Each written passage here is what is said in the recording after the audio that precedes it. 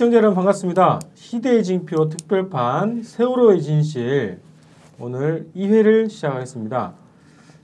저는 주권방송 대표 권호혁입니다. 함께 하시는 분들 인사해 주시죠. 네, 우리사회연구소 연구원 김성훈입니다. 반갑습니다.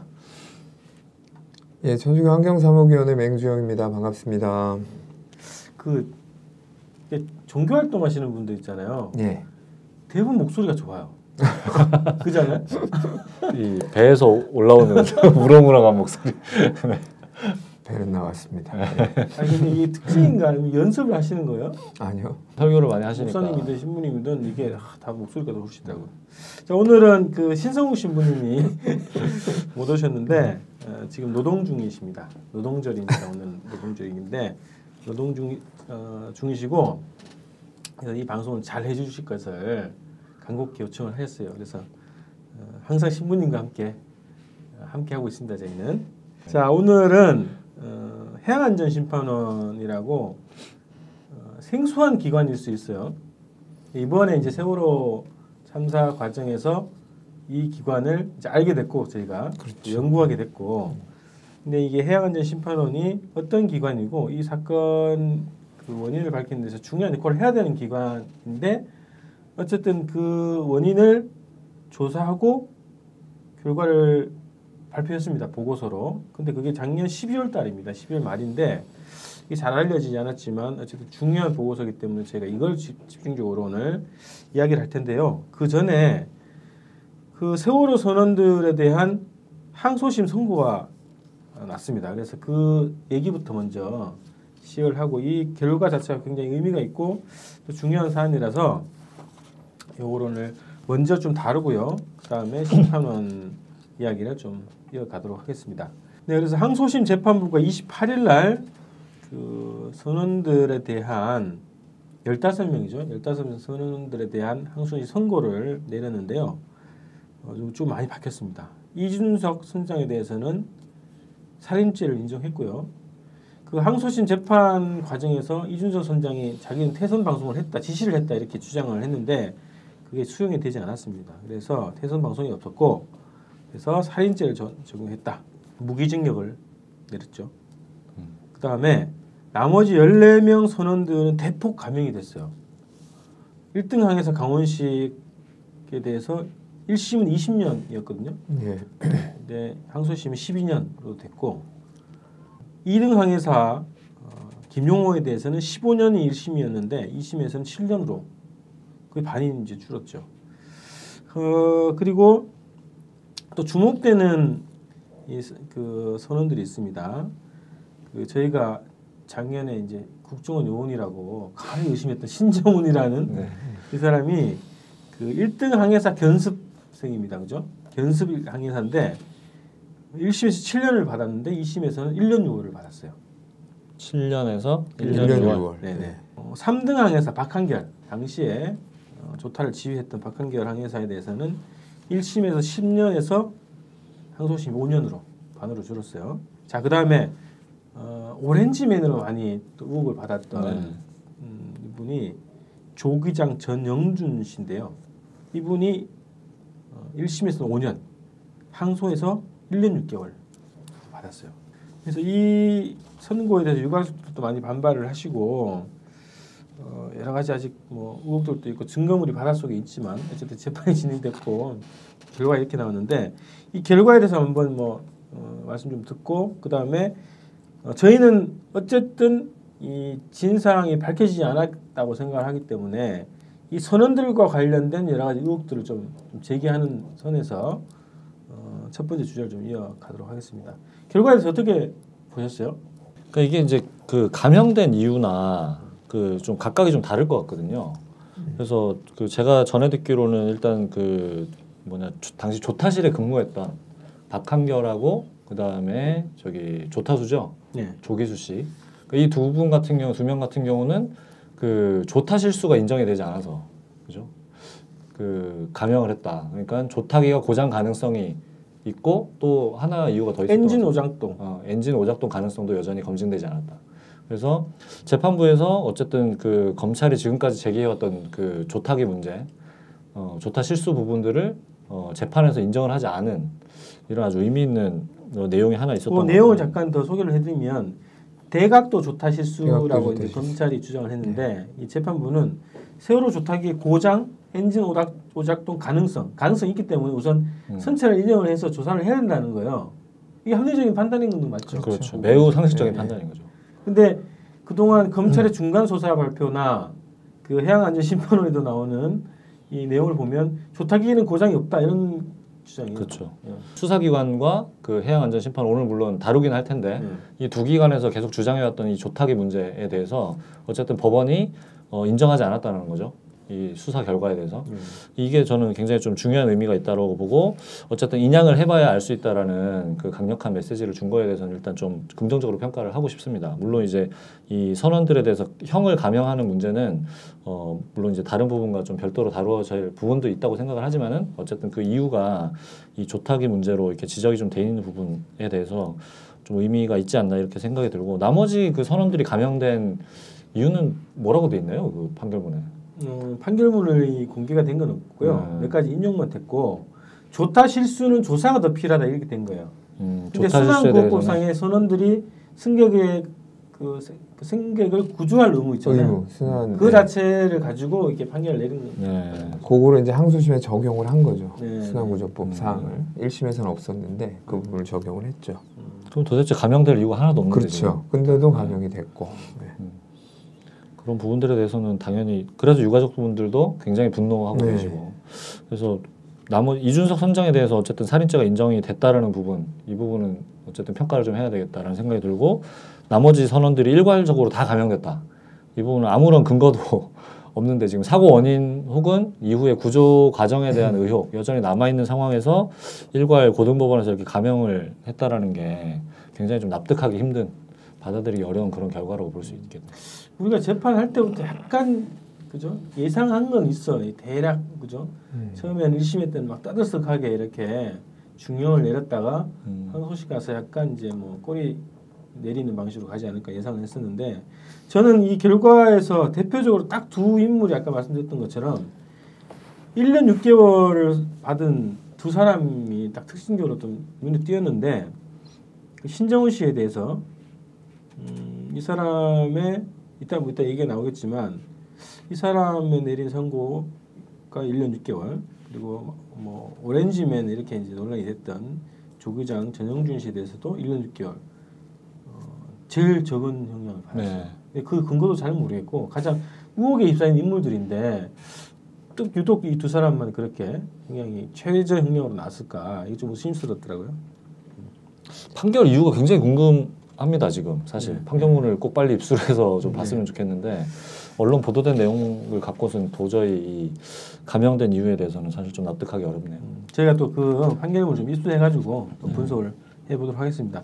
그래서 자 이제 그 저희는 재판 결과도 결과지만 그 선원들에 대해서 우리가 가졌던 의혹들 다시 한번 정리가 좀 필요하고 새롭게 또 확인된 거 추가해서 선원들에 대한 의혹이 세월의 의혹과 거의 같이 좀 제기된 거기 때문에 선원들부터 얘기를 좀 시작을 해볼까요? 네, 그러니까 이제 저희가 지금 재판 결과를 좀 받아들이기 어렵다고 주장하는 이유 중에 하나가 기존의 선원들에게 제기되었던 그 많은 의혹들이 있습니다. 의혹들이 과연 재판 과정에서 얼마나 이렇게 충실하게 좀 다루어졌느냐, 얼마나 좀 검증이 되었느냐 이런 거에 대해서는 여전히 많은 의문이 있는 거죠. 사실 재판이라는 것이 수사 결과를 가지고서 이제 쭉 검증을 하고 이런 과정이 있었는데 검찰이 기존에 중간 수사 결과를 발표를 했었고 해양심판원에서도 이제 특별 보고서를 발표를 했습니다. 이런 과정에서도 전혀 기존에 제기됐던 여러 많은 의혹들이 뭐 거의 취급이 아예 안 돼버리는 다뤄지지 않는 이런 상황이었기 때문에 이런 부분들이 굉장히 좀 중요하지 않나라는 생각이 들고요. 선장이죠. 이준석 선장에 대한 그 핵심적인 의혹은 사실 두 가지가 있습니다. 첫째는 뭐냐면 일단은 사고 직후에 그 유치장이 아니라 해경 간부 집에 그렇죠. 간부의 자택이죠. 아파트로 갔다라는 거예요. 근데 그 당시에 해경이 이제 왜 이렇게 했냐 도대체 왜 이렇게 특별 대우를 했냐라고 했을 때 신변상 신변 보호를 위해서 그랬다라는 아주 이상한 유치장에 가면 신변 보호가 안 되는 건가요? 유치장에 가야지 신병 보고. 아, 그렇죠. 자기 그 습격을 할 수도 있어서 네? 아, 진짜 황당한 그런 얘기를 했단 말이죠. 그래서 유치장에 가야지 가장 안전하잖아요, 제일 사실은. 안전하고. 네, 제일 안전한데 신변을 보호하려고 자기 아파트에 데려갔다라는 그런 이상한 말도 안 되는 얘기를. 일단 밥 한 그릇 먹이고 싶었나 보죠. 네. 이것과 더불어서 그 당시에 많은 그 나머지 선원들이 다 모텔로 합숙을 했지 않습니까? 그렇죠. 한꺼번에. 그래서 뭐 이미 이제 입 맞추기 다 끝난 거 아니냐 사실 사고 원인에 대해서 이런 소문이 파다했었죠. CCTV도 그 구간이 사라졌다고 그렇죠. 아파트에서도 의혹 제기. 아파트에 1박 2일을 묵었는데 CCTV 2시간이 삭제가 됐었죠. 그 시간만 없어졌고. 그 출입하는 사람들을 알아볼 수 있는 그렇죠. 장면이 담겨 있을 그 장면이 삭제돼 있다는 거죠. 네. 그렇죠. 그래서 이준석 선장이 당시에 해경 아파트에 있을 때 과연 누가 왔다 갔었느냐 여전히 미지수로 남아 있다는 겁니다. 그래서 지금 지난번 방송 때 했던 얘기처럼 국정원이 강력하게 지금 연관돼 있을 가능성이 제기되는 상황인데 CCTV가 하필이면 그 구간이 삭제됐다라고 하니까 이건 더 의심이 당연히 증폭될 수밖에 없는 그런 상황인 거죠. 그러니까 CCTV를 아파트에 운영되는 CCTV를 지울 수 있을 또 권한을 가진 그렇죠. 세력과 기관 네. 뭐 이렇게 봐야 되겠죠. 두 번째는 뭐냐면 이것도 좀 중요합니다. 그 세월호 선장 이준석이 네. 그 실제로 사고가 신고되는 거는 이제 8시 50분경에 이제 신고가 되지 않습니까? 근데 이미 그 전에 이준석 선장이 의문의 전화 통화를 수차례를 했다라는 거예요. 이제 상대방은 누구였냐면 그 청해진 해운 본사와 이제 인천 이쪽으로 전화를 했는데 내용이 굉장히 없었다라는 거예요. 왜 전화를 했는지. 그래서 이제 이 부분들에 대해서 이준석이 도대체 7시부터 8시 한 50분 정도 되는 기간에 왜 도대체 전화를 했으며 그 내용은 과연 무엇이었는가 이런 부분들에 대해서 유가족 분들도 그렇고 국민적으로 굉장히 이 부분의 수사가 필요하다. 뭔가 있었다 사실은 뭔가 이준석이 말하고 싶은 게 있었는데 전달이 안 된 거 아니겠느냐 이런 식으로 의혹 제기를 했는데 하나도 지금 수사가 안 됐다는 거예요. 그래서 그 통화 내용이 공개된 게 아니잖아요, 그죠? 그렇죠. 일부가 약간 공개됐어요. 일부가 약간 공개가 됐어요. 그러니까 인터뷰식으로. 네. 그래서 그 승무원들이 이제 청해진 해운 측과 7번을 통화했다고 했어요. 검경에서. 근데 이거는 다 9시 이후라는 거예요. 그러니까 사고 난 다음에. 그래서 그 9시 이전에 그 의심스러운 정황, 그러니까 이준석이 통화 내용이라든지 이런 부분들은 다 수사에서 아예 제외가 됐습니다. 근데 이렇다 보니까 사실은 그 이준석이 그 전에 이미 무언가를 전달하고자 의심이 되는 그런 상황인데 그런 부분들에서 아예 이제 수사조차 되지 않고 그 당연히 시간대가 어떤 시간대냐면 뭐랑 연관이 좀 되냐면요. 이것도 이제 초기에 이제 약간 나왔던 내용이고 어민들의 증언에 따르면 그 시간대에는 배가 서 있는 것 같았다 이런 거 있잖아요. 그렇죠. 그런 증언들이 있었죠. 지역 주민들이. 네, 그래서 그거랑 연관을 시켜보면 대략 어떤 대화가 나왔을까는 추측이 되는데 어쨌든 그 부분이 중요한데 수사가 안 돼 있다. 네. 그렇죠. 그런 부분이고 실제로 이제 7시경이면은 그 세월호가 어디를 지날 때냐면은 이제 그 진도 앞바다로 들어올 때예요. 진도 VTS 관할 구역으로 딱 들어와서 그게 7시 8분경이거든요. 그래서 그 이후에 계속 통화를 시도를 했다는 겁니다.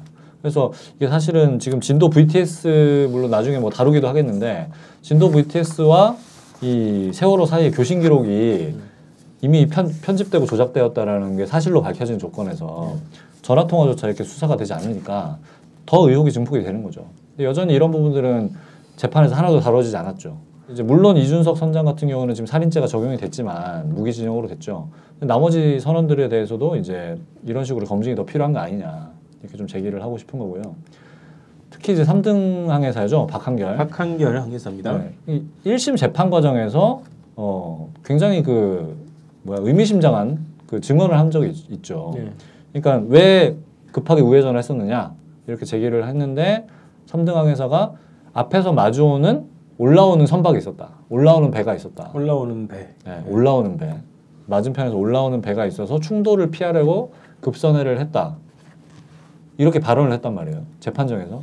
재판 과정에서 이제 이런 발언이 나왔는데 그 이후에 이 내용에 대해서 한 번도 다뤄지진 않았어요. 사실. 물론 이제 그 근거들은 예를 들어서 이제 레이더 항적 자료라든지 세월호 주변에 있는 레이저 화면이라든지 AIS 항적 이런 것들을 봤을 때 이제 검찰이나 이 수사기관 입장에서는 저거는 사실이 아니다. 그러니까 박한결이 거짓말한 거다. 네, 보고서는 그렇게 나왔죠. 네, 보고서에는 뭐 그렇게 나와 있습니다. 네. 이렇게 나와 있는데 그럼 사실 그럼 저 얘기를 도대체 왜 했냐 이건 거예요. 박한결이 왜 했을까? 이런 거에 대해서는 더 그냥 한마디로 저거는 그냥 박한결이 뭐 시체말로 이런 거죠. 헛소리냐 그러면서 재판장에서 헛소리한 거냐. 예, 뜬금없이 왜 저런 얘기를 했느냐. 이런 거에 대해서는 여전히 의문사항으로 남아 있는 거죠. 재판정에서 왜 느닷없이 저게 아마 한 3번째 재판인가 그랬을 겁니다. 제 기억으로는. 그러니까 첫 번째, 두 번째 재판에서 저는 얘기 안 했는데 무언가 신경의 변화를 일으켜서 그죠? 충돌을 피하려고 급선을 했다라는 얘기를 했다라는 거예요. 그리고 이미 카카오톡 내용이 공개가 됐지 않습니까? 박한결 씨. 그러면서 이제 본인에게 유리한 진술만 하겠다. 그 본인 선배와의 카톡 내용에서 이기적으로 대응하겠다라고 공개적으로 이렇게 카톡 내용이 밝혀진 조건에서 이제 저런 발언이 나온 것이 사실상 여러 이제 정황이라든지 이런 것들을 봤을 때 굉장히 좀 의미가 있는 진술일 수가 있는데 전혀 재판에서 다뤄지지 않았다. 제가 작년에도 이제 방송에서 말씀드렸는데 이 증언 말고 하나가 더 있어요. 그 재판 진행 과정에서 현장 검증이 있었습니다. 네. 오하마노호에 대해서 올라가가지고 같은 데니까 현장 검증하는 그 과정에서 박한결이 또 했다는 얘기가 전해진 게 있어요. 네. 검은 물체를 봤다라는 거예요. 네. 그 증언이 하나 더 있었거든요. 그거는 이제 전해서 이렇게 네. 그 제가 이제 들은 내용인데 이거랑 연결시키면 비슷하죠. 그리고 레이더 영상도 그렇죠. 의문의 물체가 지금 현재 여전히 정체가 밝혀지지 않은 채 남아 있는 상황이에요. 그리고 신정훈 씨 아까 말씀드렸던 네네. 그 애초에 이제 국정원 직원으로 강력하게 의심됐었던. 제가 착각했었어요. 네. 그 사진이 좀 달라가지고 그죠? 이제 그런 그 여러 의혹들이 좀 있었는데 언론에서도 다루고 그런 내용들이 좀 기억이 나는데요. 그러니까 이 부분이 이제 신정훈에 대한 그 3급 항해사 자격증 소유자인데 합격자 정보에도 없고 이 사람이 뭐 이를테면 신상 명세가 전혀 없다라는 거예요. 이른바 이제 네티즌 그 수사대라고 하죠, 이른바. 그 네티즌들이 총출동을 해서 이제 이 뭐 안 좋게 표현하면 신상털이라고 할 수 있는데 신상을 아무리 털어도 아무것도 안 나온다는 거예요, 유일하게. 나머지 선원들은 뭔가 다 나왔어요, 그죠? 다 그러니까 나와서 입사를 하면 뭐 다 프로필이 다 있지 않습니까? 뭐 네. 출생, 뭐 나이, 뭐 이렇게 다 있는데 그게 없었다는 거잖아요. 전혀 없다라는 거예요. 어떻게 이렇게 깨끗할 수가 있냐. 그래서 이제 트위터에 이런 내용들이 굉장히 많이 돌았었습니다. 작년에.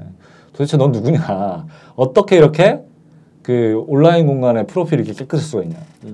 그래서 이제 굉장히 많은 의혹이 제기가 됐었죠. 그래서 그 하나는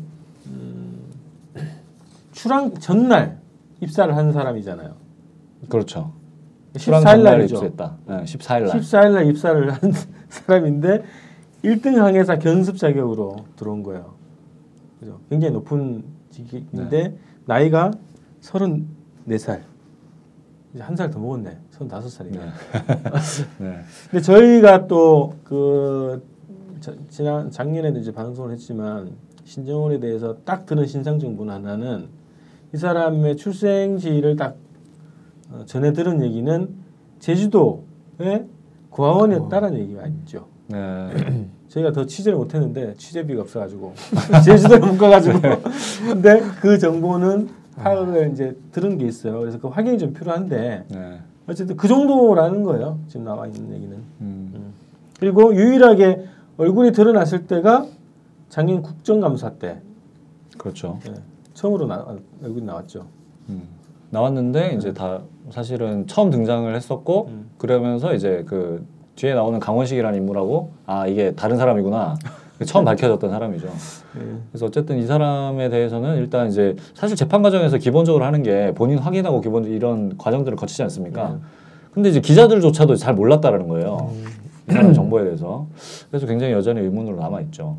이 사람이 도대체 어떤 사람인가. 잠깐만 이게 보통 이제 신원 확인을 할 때 재판 시작할 때 나이, 그렇죠. 생년월일, 네. 주소지 다 얘기한단 말이죠. 네. 그럼 최소한 파악이 될 텐데.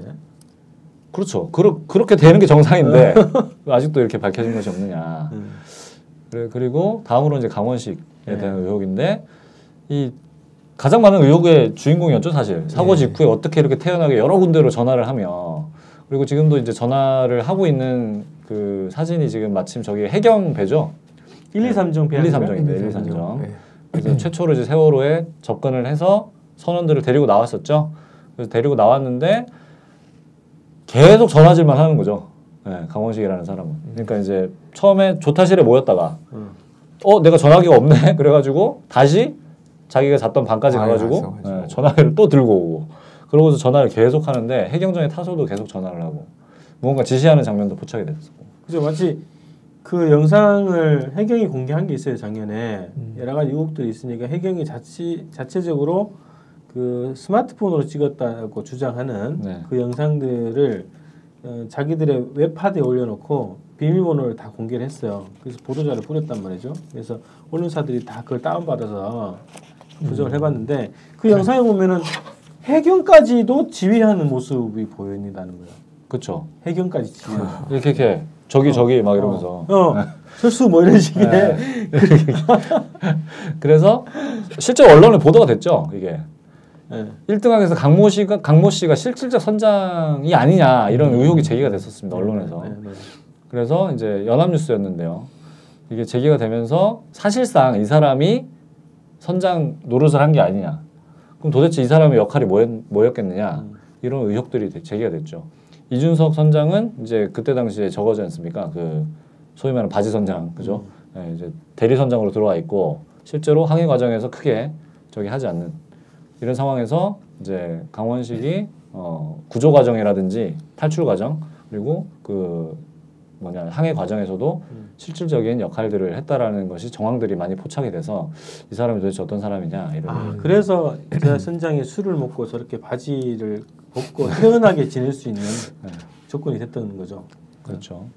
그래서 이 사람에 대한 조사도 더 필요하다 이런 생각이 좀 듭니다. 그래서 저희가 이제 영상을 유튜브에 해경 영상을 다 이제 올려놨는데 편집을 해서 그 보시면은 이 강원식 씨가 하는 행태를 모양을 잘 보면 이제 아까 말씀드렸던 거 해경 선원들 다 지휘하는 모습이고 해경도 그 자연스러운 거예요. 마치 상사의 지시를 받듯이 그런 모습으로 일사불란하게 움직인단 말이에요. 그래서 다시 한번 보십시오. 그 영상. 이제 이 선원들에 대해서 과연 얼마나 수사가 좀 제대로 진행이 됐는가 이런 의혹들이 얼마나 해명이 됐는가. 사실 이런 부분도 좀 해명이 돼야지 그 어떤 그 승객들에 대한 구조 문제 그리고 그 역할 문제들이 더 명확하게 좀 드러나지 않을까 싶고 그래야지 좀 재판이 좀 더 내실 있게 진행되지 않을까. 그 한 인물만 더 잠깐 언급을 해야 될 것 같은데 조기장 전영준 씨 이분이 이제 초기에 오렌지맨이다 이런 이제 주장이 됐었죠. 정확히 또 이것도 파악이 안 돼. 그렇죠. 이 사람이 맞는지 아닌지 잘 모르겠는데, 자, 이 사람이 조기장이면 배 안에서 어떤 분야의 장이에요. 근데 이 사람이 계약서도 쓰지 않은 사람이란 말이죠. 네. 출항 전날 입사를 해가지고 제주도에 도착해서 계약서를 쓰기로 했다 이렇게 얘기가 되는 사람이란 말이죠. 근데 이 사람이 언론에 알려진 나이는 56세예요. 이제 한 살 더 먹었어요. 57세죠. 근데 작년에 재판 받는 과정에 딸이 자살했어요. 공무원 시험 준비하다가 결혼한 딸인데 자살했어요. 그래서 일시 석방돼서 이제 다시 들어갔는데 그 기사를 한번 보시면 중앙일보던 기사에는 61세로 나와요. 작년에. 5살 차이가 난다 무려. 그게 그대로 지금 유지가 돼 있는데 동일의 인물인지 아닌지도 모르겠고 참 이상하단 말이죠. 그리고 제일 적은 또 형량을 받았다는 거죠. 조기수들보다도 어떻게 장이 더 적게 받아요. 그렇죠. 조기수들이 3년 받는데 계약서를 안 써서 그런가? 그런가? 그러니까 어쨌든 좀 판결문이 그 감형된 이유가 지금 불명확한 상황이라서 이걸 좀 빨리 확인을 좀 해봐야 따라서 저희들이 좀 분석을 해보도록 하겠습니다. 납득하기 어려운 그런 형량입니다. 자, 어쨌든 이 약간 긍정적인 걸 말씀하셨던 것처럼 선찰 인양해서 조사를 해봐야 확인할 수 있다는 건데 그러면 항소는 끝났는데 어떻게 되는 거죠? 선체가 인양이 됐어. 그렇죠. 이제 대법원 판결이 인양보다 먼저 되겠죠. 아니면 인양 먼저 돼야 되나? 인양이 솔직히 지금 객관적 현황을 봤을 때 그러니까 이제 지금 뭐 타당성 검토가 끝났다고는 하지만 이게 업체 선정하고 이렇게 시간이 걸리지 않습니까? 정부에서는 내년 10월이라는 거요. 네, 내년으로 그렇죠. 사실 보고 있고. 내년 10월. 근데 재판 이제 순서나 시간으로 보면 올해 말, 올해 안, 그렇죠. 내년 초 정도에 나야 되겠죠. 구속 재판이기 때문에 네, 또 대법원 판결이기 때문에. 웃기네. 그렇죠. 지금 고등법원에서는 인양을 해야지 알 수 있다 이렇게 어. 여전히 미지수로 남겨놓은 상황인데 인양은 사실 재판 다 끝나고 난 뒤에나 인양이 될 상황이니까 이게 재판이 좀 제대로 되겠느냐. 그럼 나중에 또 이걸 또 재심을 해야 되는 상황이겠네. 그죠? 그렇죠. 그러니까 지금 보면은 다른 나라 사례들을 하고 좀 비교를 해보면은 1심이 너무 빠르게 진행이 됐다라는 거예요. 기본적으로.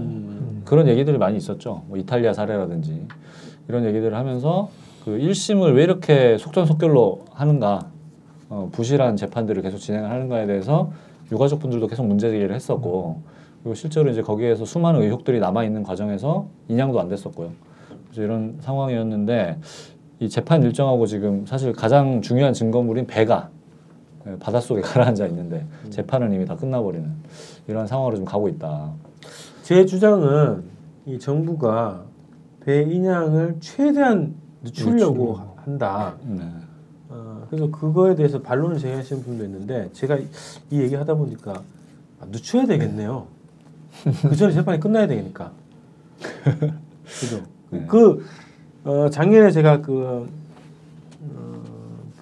해양 구조 전문하시는 분 만나가지고 얘기를 들었는데 인양 관련해서 얘기 좀 들었어요. 실제로 겨울에는 인양을 할 수가 없답니다.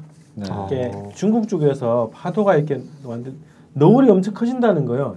파도가 계속 쌓여가지고 겨울에는 그래서 작업이 안 되는 거고 4월 달부터 작업이 가능하다는 거예요.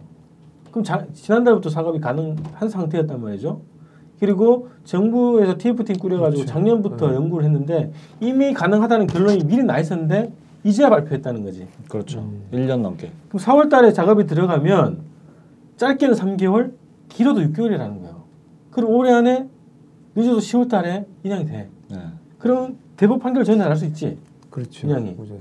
근데 이거를 막으려고 애들이 계속 민기적 한다는 것이 제 주장입니다. 상당히 신빙성 있는 그죠? 것 같은데요. 네. 네. 판결 나버리면 끝나버리니까 뭐 증거가 나오든 뭐 재심하지 그렇죠. 않는 이상 또 법적으로 재심을 하려면 또 재판부에서 또 판결을 해야 되는 또 거죠. 시간 재심 걸리고, 청구하고. 네, 시간도 걸리고. 허가가 그럼 이제 나고. 임기 끝나는 거지. 네. 그래서 유가족들이 이제 반쪽짜리 재판이라고 진실은 바다에 묻어놓고 그렇게까지 이제 말씀을 하셨죠. 네. 자, 이게 뭐 하나씩 분석하다 보니까 또 새로운 뭐가 이제 이게 이어지네요 논리들이. 자, 그래서 어쨌든 이 항소심 선고에 대한 이야기를 좀 나눠봤고요. 다음 주에 넘어가 볼까요?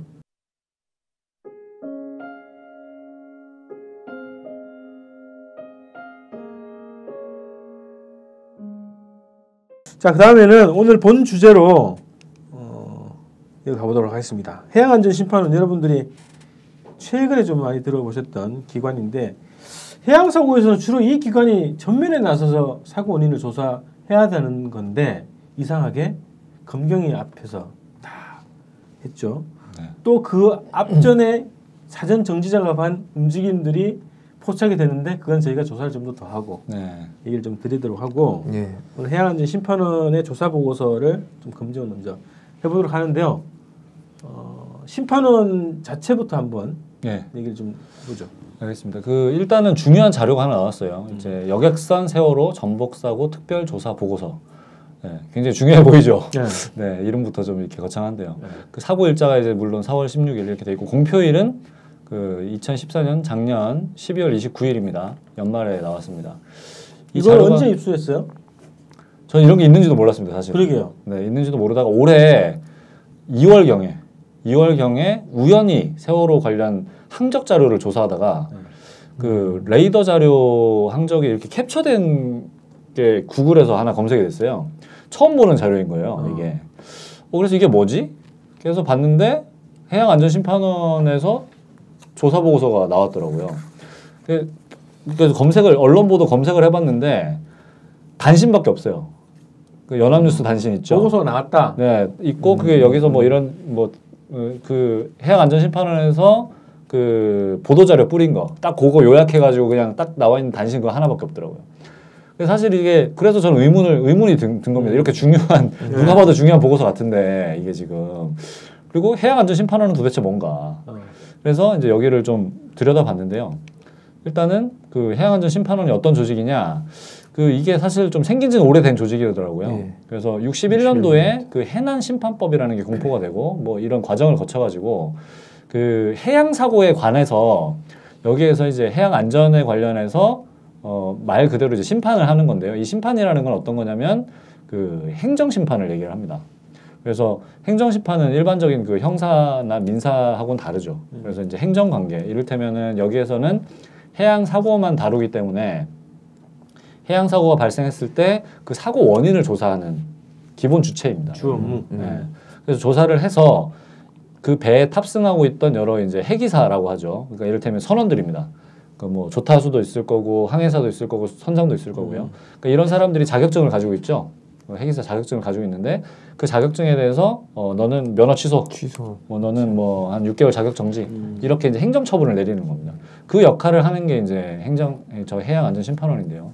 그래서 이제 이 구체적으로 좀 살펴보면 목적이 이렇게 돼 있습니다. 그 행정심판을 하는 거고요. 해양사고에 대한 조사 및 심판을 통해서 목적은 그 해양사고의 원인을 규명한다. 그래서 이걸 통해 가지고 그 향후에 이 사고 재발을 막는 거죠. 해양 안전의 확보에 이바지하겠다. 그래서 세 가지를 합니다. 첫째는 해양 사고 원인을 규명하고요. 그리고 유사 사고 예방, 그리고 안전계 이런 식으로 이제 되어 있고, 그럼 대상은 누구냐? 대상은 누구냐 했을 때 그 어떤 사고를 심판하냐? 네, 어떤 사고를 심판하냐. 그래서 5가지가 있는데요. 그게 말이 어렵습니다. 그래서 뭐 그냥 단순하게 보시면 해양이나 그러니까 바다나 혹은 이제 뭐 내수면이라고 하는데요. 뭐 강이라든지 호수 이런 데서 발생되는 사건 중에서 요 5가지 경우, 그러니까 이제 뭐 인명사고, 네, 인명사고, 그 다음에 뭐 육상 선박이나 해양 시설에 손상이 생기거나 또는 뭐 선박이 아예 뭐 행방불명되거나 유기되거나, 그러니까 전복되거나, 그러니까 이렇게 이제 그 어떤 심각한 사고들 이런 거에 대해서는 기본적으로 이제 해양사고 심판의 대상이 됩니다.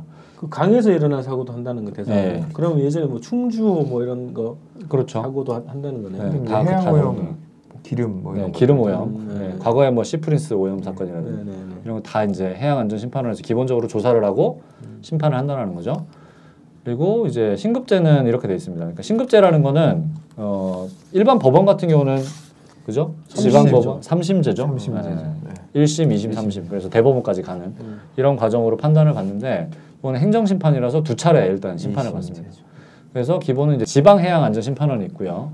그리고 여기에서 소위 말하는 판결이 되겠죠. 그래서 뭐 사고 원인을 조사를 했는데 뭐 예를 들어서 조타수가 잘못을 해가지고 이를테면 뭐 상대방 어선을 들이받았다.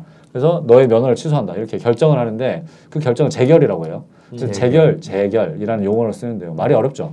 어쨌든 그런 판결을 해가지고 그래서 불복을 하면 이걸 중앙으로 가져옵니다. 그래서 여기서 이제 합의제 심판을 5명이 모여서 합의를 해서 일단 여기서 끝나는데 여기서 이제 행정심판은 결말이 나고 근데 만약에 당사자가 나 이거 못 믿겠다 그러면 사법부로 가지고 와요. 사법부로 가지고 와요.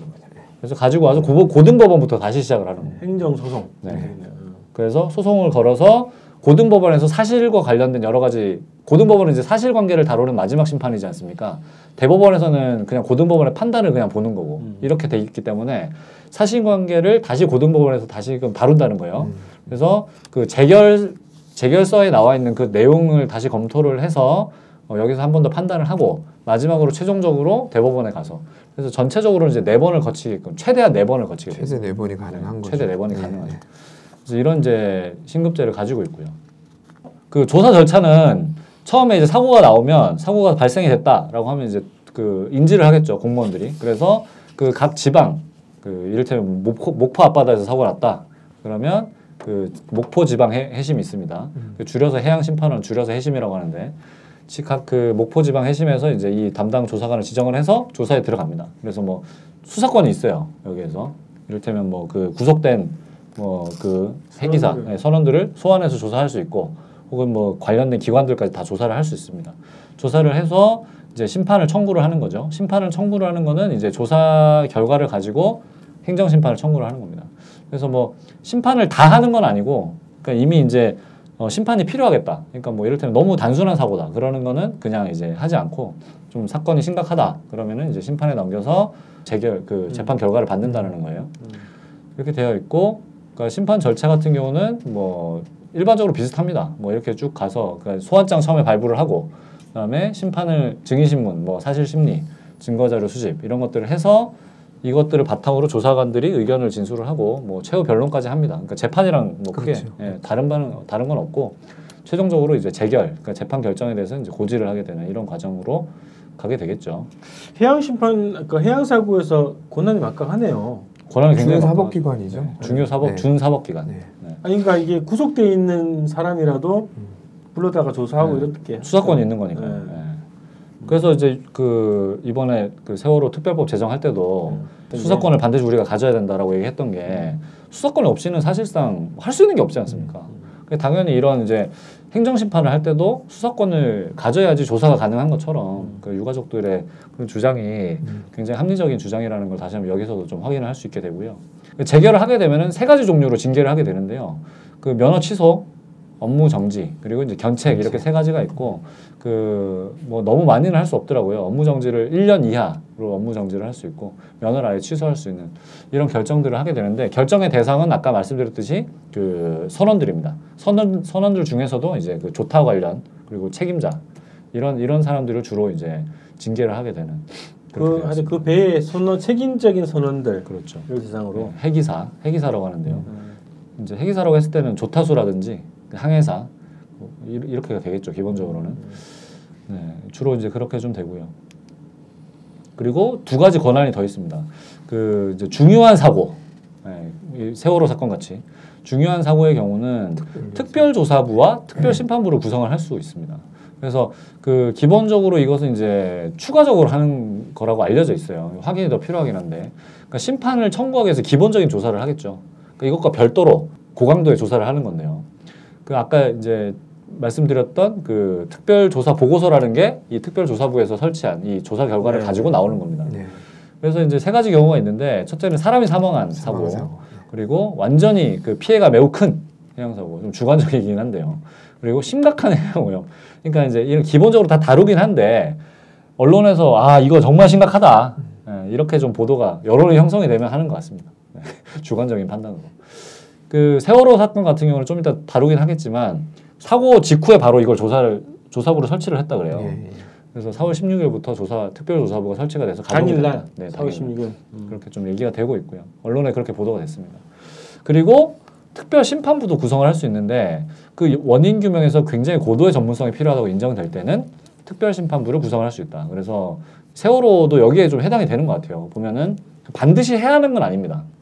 반드시 해야 하는 건 아닌데 구성할 수 있다 이렇게 돼 있습니다. 아니 보통 그래서? 특별조사부가 설치되는 사건이면 특별재판부가 꾸려지겠죠. 그렇죠. 일반 국민 입장에서 볼 때 그게 상식적이겠죠. 예. 근데 지금 세월호는 좀 그렇게 안 돼 있는 것 같아요. 근데 어쨌든 10명 이상이 사망하거나 부상당한 해양사고, 뭐 피해가 현저히 크다. 그 유사하죠 사유가. 그래서 사실 같은 하나의 결로 간다 이렇게 좀 보시면 될 것 같습니다. 그 확인된 건 해양안전심판원이 세월호 사건 관련해서 특별조사부를 구성해서 운영하고 조사 보고서를 낸 것까지 확인이 됐는데 그렇죠. 특별심판부가 있는지는 확인이 더 필요하네요. 확인이 더 필요하죠. 그리고 지금 세월호 사건 같은 경우는 그 이게 이제 목포지방해양안전심판원에서 공지를 다 해요. 모든 사건들에 대해서 공지를 다 하는데 사건 번호가 이제 저렇게 돼 있습니다. 2014의 82번째 사건이죠. 해양사고 엄청나게 많다라는 거예요. 야, 그러네요. 예, 여기 홈페이지 들어가보니까 그렇더라고요. 네, 기관 손상이라든 어떻게 보면 큰 사고는 아닌 것 같은데 저런 것도 다 심판 대상이네. 그렇죠. 조사 대상이네. 일단은 다 그래서 뭐 기관 손상 사건 저런 거는 이제 심판 불효 처분을 하죠. 그러니까 심판을 하지 않아도 되는 거예요. 네. 안 해도 된다. 안 해도 된다. 그리고 뭐 저기 78번 같은 경우 어선 이대승호 안전 저해 사건. 안전이 저해됐다 이런 것 같은데 내용은 잘 모르겠습니다. 비해당 처리 뭐 이렇게 해서 이제 아예 그냥 하지 않는 조사하지 않고 이렇게 하는 경우도 있고. 사고가 엄청 많구만요. 기본적으로는 다 저렇게 이제 조사를 다 한다는 거예요. 그러니까 한마디로 이제 해양 사고에 대해서는 기본 조사 주체가 이제 해양심판원이라는 거를 알 수 있는 거죠. 이런 그 내용들을 보면요. 근데 이게 목포만 있는 게 아니라 인천에도 있고 부산에도 있고 동해에도 있고 이렇게 많이 있어요. 네 곳. 네 곳이 기본 존재를 하고 각 해역별로 그 담당을 하고 있습니다. 그래서 지금 이제 세월호를 제가 클릭을 해봤더니 지금 어떤 절차냐 심판이 청구가 돼 있는 상태예요. 지금 진행 여부를 보시면 심판 청구 이렇게 돼 있죠. 조사가 끝나가지고 그렇죠. 재결을 해주세요. 네. 요청을 해놓은 상태라는 건. 그렇죠. 행정심판에 지금 제기가 돼 있는 상태예요. 네, 그러니까 그 아까 저희가 방송에서 처음에 다뤘던 지금 현재 진행되는 사건은 그 재판 같은 경우는 그 행정심판과는 별도죠. 그렇죠. 그 형사와 민사 네네. 이렇게 좀 형사, 민사. 기본은 네. 지금은 형사 재판이 되겠고요. 처벌을 위해서 하는 거니까. 그래서 이것과 별도로 지금 행정심판이 진행이 되고 있다. 근데 이 날짜가 보시면 그 심판 청구가 10월 8일로 돼 있어요. 오. 그러니까 조사 완료를 저때 했다라는 거예요. 그래서 조사 완료를 하고 보고서는 근데 한 2달 반 만에 나왔고. 그렇죠. 그러니까 이게 지금 약간 앞뒤가 맞지 않죠. 그래서 기본 조사를 이미 10월 8일날 끝내고 심판을 청구를 했는데 그 지금 현재 확인되지 않는 것이 목포해양심판원에서 이 심판부를 구성을 했는가 이 사건에 대해서 네. 실제로 행정심판이 진행이 되고 있는가 그리고 그럼 특별심판원은 왜 설치하지 않는가 예를 들어서 이제 그런 내용들이 좀 확인이 돼야 되는데 아직까지 언론에서 전혀 보도된 게 없어요. 그런 내용들을 좀 봤을 때는 아마 안 하지 않았을까 혹은 만약에 하고 있더라면 관심 밖으로 배제되어 있는 이런 상태라고 보시면 될 것 같고요. 근데 이게 물어봐야 되겠네요. 네, 이게 굉장히 중요합니다. 왜 중요하느냐? 사고 원인은 어차피 여기서 다 과학적으로 검증을 하기 때문에. 그렇죠. 네, 그러니까 지금 저기 검찰과 지금 법원에서 진행되는 거는 구조 과정까지 다 망라해서 진행을 하지 않습니까? 근데 여기서는 기본적으로 그 행정심판에서 다루어지는 내용은 그 사고 원인이라는 거예요. 근데 어쨌든 세월호 참사에서 가장 일단 핵심적인 그 논란거리 중에 하나가 일단은 사고가 왜 일어났느냐부터 지금 논란이 시작이 됐기 때문에 이 부분에 대해서 이 행정심판 과정을 굉장히 예의주시할 필요가 있다 우리가. 근데 지금 그 어떻게 진행되고 있는지조차도 지금 알려진 바가 없습니다. 그래서 이 부분이 굉장히 중요하다. 그 제가 드는 하나는 61년에 이제 설립이 됐잖아요. 해양심판원이. 네, 그렇죠. 그럼 관록이 엄청나게 많이 쌓였을 거고. 나름 전문가 그룹이죠. 그렇죠. 그쪽은. 네. 그 해양사고 관련해서는 다 베테랑일 건데 그래서 여기 조사 결과가 가장 믿을만할 수 있어요. 일반적으로. 권위가 있죠. 권위가 네. 있죠. 그렇죠. 근데 그리고 심판 청구일이 10월 8일이잖아요. 그러면 조사가 끝났다는 얘기 아닙니까? 그렇죠. 조사 이미 저때 자료를- 기본적 조사가 끝났다. 네. 검사가 이제 기소를 한 거지. 조사를 다 해가지고 공소장 만들어 놓고. 그럼 그 공소장이 보고서 같은 게 아닐까 싶은데, 그럼 바로 나왔어야 되는 건데 2달 반, 거의 한 3달 만에 나온 거네 보고서가. 그렇죠. 특별조사부에서는 더 뭐 추가 조사를 더 했을 수도 있고 네. 뭐 정확히는 잘 모르겠습니다만. 근데 그거 파악을 좀 필요한 게 저때하고 검찰이 중간 수사 발표를 한 게 있어요. 그렇죠. 그게 언제였죠? 10월 10월 6일입니다. 6일. 이틀 전입니다. 이 다음 자료 보시면 사고가 이제 4월 16일에 있었고요. 네. 조사부 설치된 게 특별조사부가 설치가 된 것이 당일날. 당일날 설치가 됐어요. 언론 보도가 있습니다. 그리고 검경 합수부가 설치가 된 것이 그 다음 날이에요. 그러니까 이미 특별조사부가 설치가 되면 기본 증거 자료들은 특별조사부에서 다 가지고 갑니다. 그렇죠. 이미 언론 보도가 된 게 있죠. 그 진도 VTS에서 뭐 레이더 자료라든지 네, 항적 네, 자료를 이미 다 가져갔다 이런 얘기가 있어요. 해수부랑 입장이 또 틀리고. 네, 그렇죠. 그 이점이 달라요? 저기가 누락 구간 부분에서 네네. 내용이- 해신원하고 내용이 두 개라는 거죠. 두 개가 나오는 결과가 나왔었죠. 그래서 해심원에서는 이미 당일날 다 저런 항적 자료들을 입수를 했고 가져갔죠. 그건 진도 VTS에서도 인정을 했죠. 해심원에서 왔다 갔다. 가져갔다. 네. 그리고 그때 당시에 검경에서는 우리는 온전한 항적 자료를 가지고 있다 이렇게 발표를 하기도 했었고요. 어쨌든 저렇게 이제 수사가 진행이 됐는데 여기서 약간 황당한 것이 방금 보셨다시피 기본적인 해양 안전 사고에서 조사 주체는 해심원이라는 거죠. 그래서 해심원에서 사고 당일날 바로 조사부를 설치를 해서 수사에 들어갔는데 물론 별도로 형법에 따라서 진행을 할 수 있죠. 검경에서 진행을 할 수 있는데 사고 원인에 대한 판단은 해심원에서 하는 거죠. 왜냐하면 여기서 이제 기본적으로 전문가 집단이기도 하고 가장 권위가 있는 거기 때문에 그러니까 검경이 할 수도 있지 않나요, 근데 조사를? 하는 건 자유인 것 같아요. 자유. 근데 그러니까, 황당한 것은 거꾸로 가고 있습니다. 어. 발표되는 과정을 한번 봅시다. 네. 일단은 10월 6일 날 검찰에서 먼저 조사 결과를 발표를 해요. 먼저 중간 조사 발표. 중간 조사 발표. 근데 뭐 최종 수사 결과 발표를 한 적은 없어요. 또. 그렇죠. 네? 중간 조사 결과 발표를 했는데 최종 조사 발표 안 했지 않습니까? 조사 의지 결과. 딱 보고 이렇게 안 해버리네. 안 했어요. 뭐 최종 언제 할지 모르겠는데.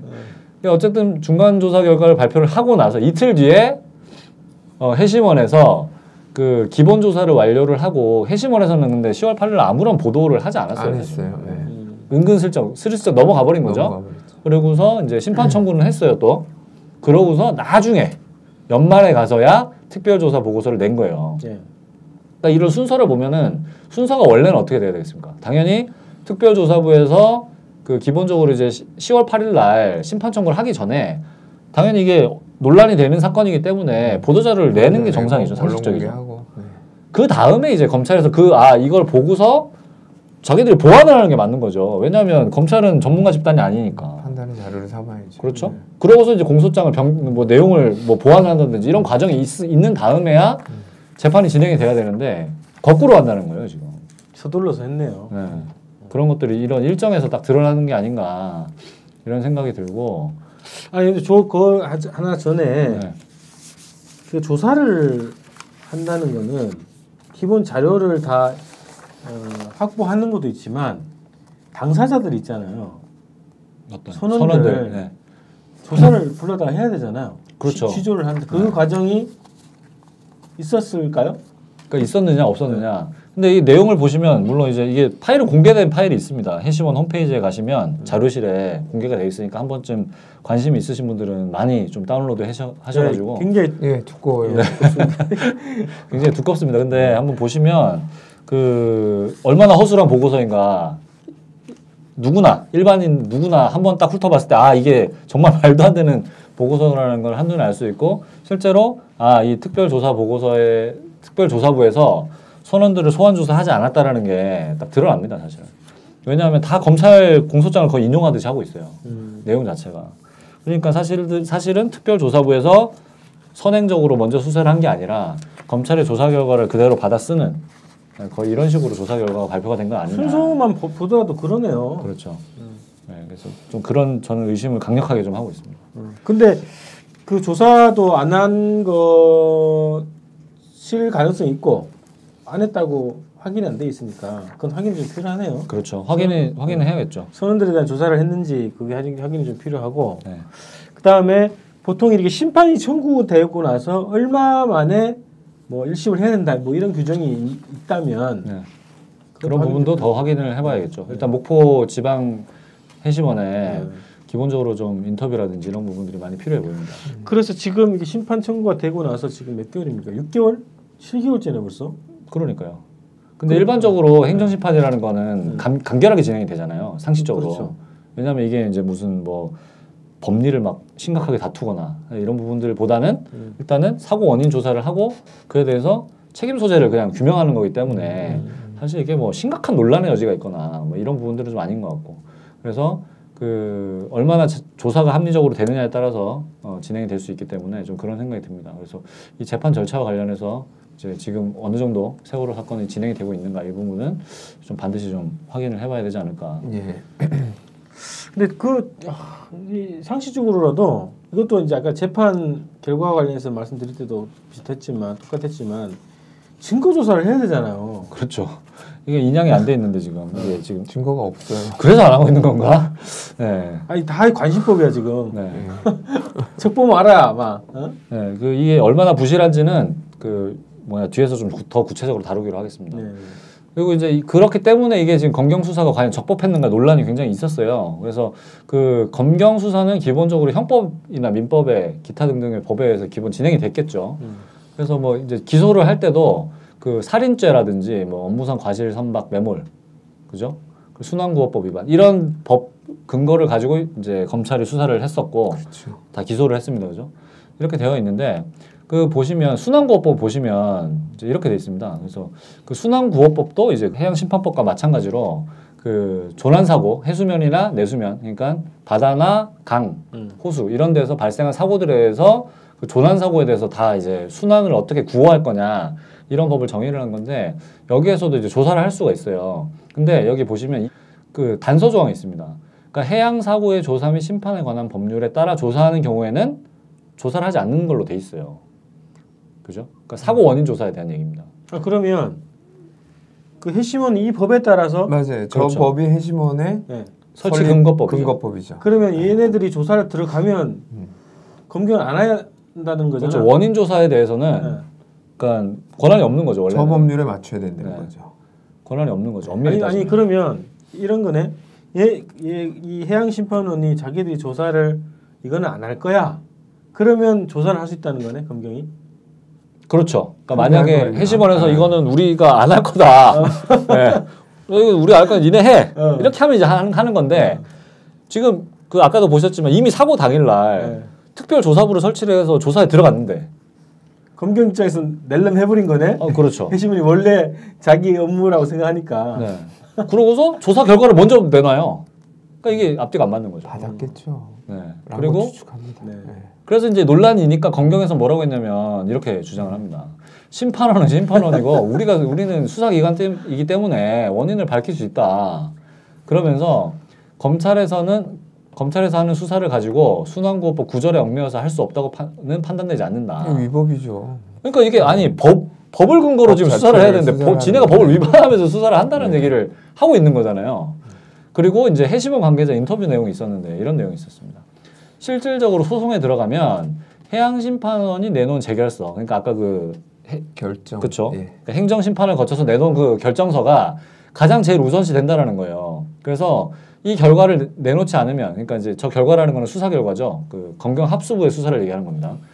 그러니까 검경에서 수사 결과를 내놓지 않으면 무등하다 소리를 들으니까 언론 보도 때문에 이 지금 합수부에서 일단 뭐라도 내놓아야 할 것이다. 이렇게 지금 추측을 한 거예요. 저 해심원 관계자가. 그래서 특히 이제 이게 왜 논란이 됐었냐면 검경이 이 사고 원인을 조사를 했었는데 해경이 지금 완전히 지금 범인으로 찍혀있던 상황 아닙니까 원래는. 그렇죠. 네. 왜 지금 구조도 안 했고 피의자가 그렇죠. 셀프 조사하는 거죠. 셀프 조사. 네. 네. 사건 당사자가 사고 경위 조사한다. 여기도 나왔지만. 네. 그래서 이제 기본적으로 이 검경이 지금 수사하는 게 적법하냐, 법적인 법리적 논란도 있고 도덕적 논란도 있는 거죠. 그렇죠. 기본적으로 과연 적법한 거냐, 니네가 하는 게 정당하냐, 정당성 논란이 당연히 있는 겁니다.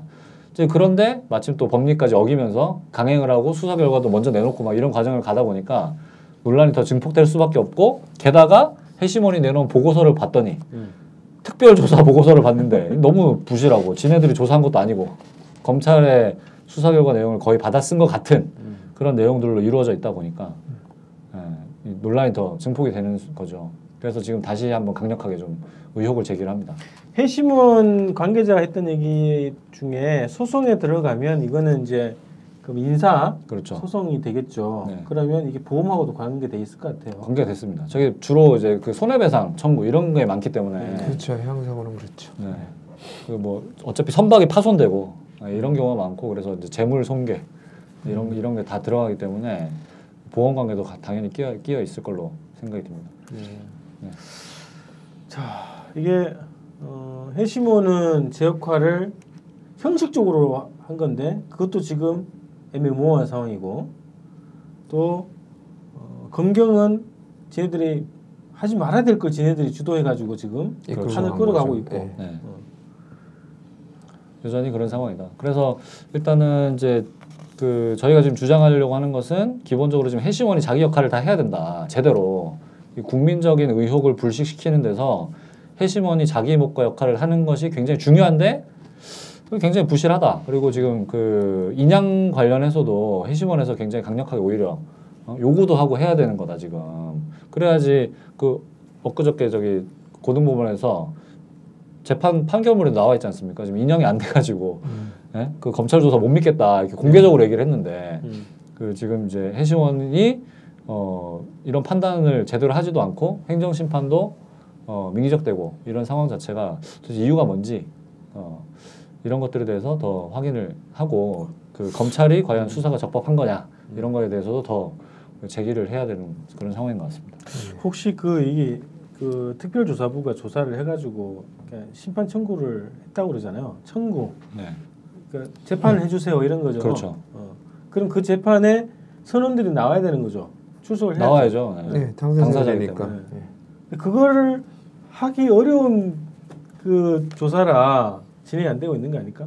사실 판단이 안 되는 거죠. 그러니까 보고서가 다 추정이에요. 추정이 많아요, 거의. 내용을 보시면. 그러니까 사실관계가 파악이 됐다기보다는 추정을 해서 결과가 이렇다. 이렇게 좀 얘기를 거의 하는 겁니다. 나중에 이제 뭐 좀 보시면 아시겠지만 굉장히 좀 황당한 그런 결론들이 많습니다. 예. 자, 일단은 이렇게 한 단락을 좀 마무리 좀 지어보죠. 자, 세월호 사건의 진실을 찾는 시대의 징표 특별판을 매주 방송하고 있습니다. 이 방송은 세월호 진실을 밝히지 않은 수년들의 제안과 후원으로 시작됐습니다. 방송 제작을 위해서 누구나 후원할 수 있습니다. 후원 계좌번호는 외환은행 620-237935-683 외환은행 620-237935-683 예금주는 신성국 신부님입니다. 여러분들의 후원과 응원으로 이 방송을 열심히 시작하도록 하겠습니다.